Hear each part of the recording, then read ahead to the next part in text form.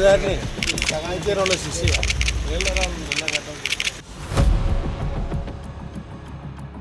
നമസ്കാരം.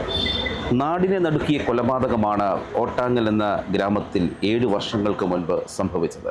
2019 December 15 Tinju Michael എന്ന 26 വയസ്സുകാരി വീട്ടിൽ തനിയെ എന്ന് മനസ്സിലാക്കിയ പ്രതി തക്കം പാർത്ത് വീട്ടിനുള്ളിൽ പ്രവേശിക്കുകയായിരുന്നു.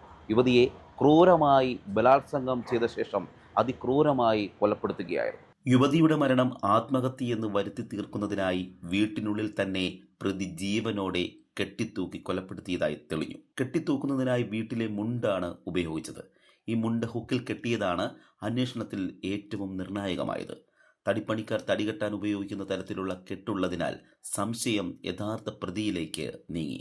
2 വർഷം ലോക്കൽ പോലീസിന്റെ അന്വേഷണത്തിൽ എങ്ങും എത്താതിരുന്ന കേസ് ക്രൈംബ്രാഞ്ച് ഏറ്റെടുത്തതോടെ 20 മാസങ്ങൾക്ക് ശേഷം പ്രതിയെ കണ്ടെത്തുകയായിരുന്നു. ലോക്കൽ പോലീസ് അസ്വാഭാവിക മരണത്തിനെടുത്ത കേസിലെ 1ാം സാക്ഷിയായിരുന്ന ആൾ തന്നെ കേസിലെ പ്രതിയായി കണ്ടെത്തി അറസ്റ്റ് ചെയ്തു. അതുവരെ ഒരു സംശയത്തിനും പ്രതി ഇടവരുത്തിയില്ല.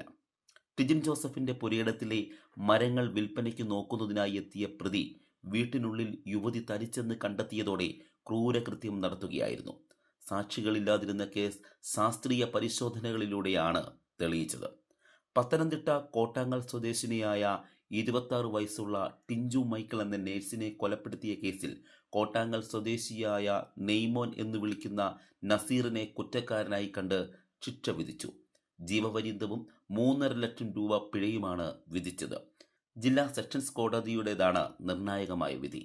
IPC സെക്ഷൻ 302 പ്രകാരം ജീവപര്യന്തം തടവിന് പുറമെ 2 ലക്ഷം രൂപ പിഴ അടയ്ക്കണം. പിഴ അടച്ചില്ലെങ്കിൽ 3 വർഷം അധിക സാധാരണ തടവ് അനുഭവിക്കണം. ബലാത്സംഗ കുറ്റത്തിന് 10 വർഷം കഠിന തടവും 1 ലക്ഷം രൂപ പിഴയും, പിഴയടച്ചില്ലെങ്കിൽ 2 വർഷം അധിക സാധാരണ തടവ് അനുഭവിക്കണം. വീട്ടിൽ അതിക്രമിച്ച് കയറിയ കുറ്റത്തിന് 7 വർഷത്തെ കഠിന തടവും 1/2 ലക്ഷം രൂപ പിഴയുമാണ് വിധിച്ചത്. പിഴ അടച്ചില്ലെങ്കിൽ 1 വർഷം അധിക സാധാരണ തടവ് അനുഭവിക്കണം. തടവ് ശിക്ഷകൾ ഒരേ കാലയളവിൽ അനുഭവിച്ചാൽ മതിയാകും. ഈ കേസിന്റെ ആദ്യഘട്ടം മുതൽ ഒട്ടേറെ ദുരൂഹത നിറഞ്ഞതായിരുന്നു. ഭർത്താവിൽ നിന്നും പിണങ്ങി 6 മാസങ്ങൾക്ക് മുൻപാണ് ടിഞ്ചു മൈക്കിൾ സുഹൃത്തായ ടിജിൻ ജോസഫിനൊപ്പം ജീവിതം ആരംഭിച്ചത്.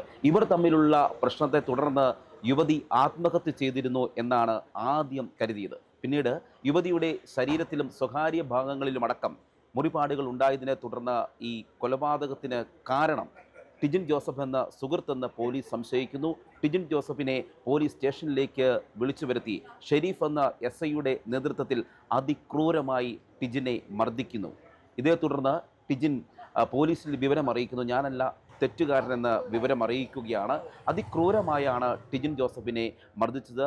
നീ ഈ കേസ് ഏറ്റെടുക്കണമെന്ന് പറഞ്ഞുകൊണ്ടാണ് പോലീസ് മർദ്ദിച്ചതെന്ന് ടിജിൻ ജോസഫ് അന്ന് മാധ്യമങ്ങൾക്ക് മുൻപിൽ വെളിപ്പെടുത്തിയിരുന്നു. യുവതിയുടെ മാതാപിതാക്കളടക്കം ഈ സംഭവത്തിന് കാരണക്കാരൻ ടിജിൻ ജോസഫാണെന്ന് കരുതുകയും ചെയ്തു. ശിക്ഷാവിധി വന്നപ്പോൾ തന്നെ ഇപ്പോൾ മാതാപിതാക്കൾ ഇപ്പോഴും വിശ്വസിക്കുന്നത് ടിജിൻ ജോസഫിന് ഈ കേസുമായി ബന്ധമുണ്ട് എന്നാണ്. കോടതി വളപ്പിൽ നാടകീയമായ രംഗങ്ങളാണ് ഇന്നും അരങ്ങേറിയത്. പത്തനംതിട്ടയിലെ പെരുമ്പട്ടി പോലീസ് അന്വേഷിച്ച ഈ കേസ് ആദ്യം ആത്മഹത്യയെന്നും പിന്നീട് ടിജിൻ ജോസഫാണ് ഈ കൊലപാതകത്തിന് കാരണക്കാരനെന്നുമായിരുന്നു കണ്ടെത്തിയത്. എന്നാൽ തൻ്റെ നിരപരാധിത്വം തെളിയിക്കുന്നതിനായി ടിജിൻ തന്നെ ക്രൈംബ്രാഞ്ചിനെ അന്വേഷണം ആവശ്യപ്പെട്ട് മുഖ്യമന്ത്രിക്ക് പരാതി നൽകുകയായിരുന്നു. ഇതേ തുടർന്നാണ് ഈ കേസ് DYSP പ്രതാപൻ നായരുടെ നേതൃത്വത്തിലുള്ള ക്രൈംബ്രാഞ്ച് സംഘം ഏറ്റെടുക്കുന്നത്.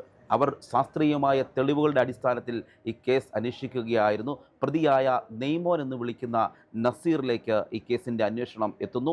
ശാസ്ത്രീയമായ തെളിവുകളാണ് അതിനായി ക്രൈംബ്രാഞ്ച് കണ്ടെത്തിയത്. അതിൽ ഏറ്റവും പ്രധാനമായി പറയുന്നത് ഈ പെൺകുട്ടി ഒരു മുണ്ടിലാണ് തൂങ്ങി മരിച്ചതെന്നാണ് കണ്ടെത്തിയത്. ഈ തൂങ്ങി മരിക്കുന്നത് സാധാരണ കെട്ടുന്നത് പോലെയല്ല, തടിപ്പണിക്കാരൻ ഉപയോഗിക്കുന്ന കെട്ടാണ് ഉപയോഗിച്ചിരുന്നത് ക്രൈംബ്രാഞ്ച് കണ്ടെത്തുകയും ചെയ്തിരുന്നു. അതിൽ അങ്ങനെയാണ് നസീറിലേക്ക് സംശയം ഉരുത്തിരിഞ്ഞത്. നസീർ ഒരു തടിപ്പണിക്കാരനാണ്. തടി നോക്കുന്നതിനായാണ് ഈ വീട്ടിലേക്ക് വന്നത്. ഈ സമയം ടിജിൻ ജോസഫിൻ്റെ പിതാവ് ടിജിൻ ജോസഫ് എന്നിവർ ഈ വീട്ടിലുണ്ടായിരുന്നില്ല എന്ന് കണ്ടെത്തുകയും ചെയ്തു. അതിക്രൂരമായാണ് ഈ പെൺകുട്ടിയെ ബലാത്സംഗം ചെയ്ത് കൊലപ്പെടുത്തിയതെന്ന് പോസ്റ്റ്മോർട്ടം റിപ്പോർട്ടിൽ കണ്ടെത്തുകയും ചെയ്തു. പെൺകുട്ടിയുടെ ശരീരമാകെ 53 മുറിവ് പാടുകൾ ആണ് ഉണ്ടായിരുന്നത്. സ്വകാര്യ ഭാഗങ്ങളിലടക്കം മുറിവുകൾ ഉണ്ടായിരുന്നുവെന്ന് ക്രൈംബ്രാഞ്ച് അന്വേഷണത്തിൽ പോസ്റ്റ്മോർട്ടം റിപ്പോർട്ടിൽ ശ്രദ്ധയിൽപ്പെടുകയും ചെയ്തു.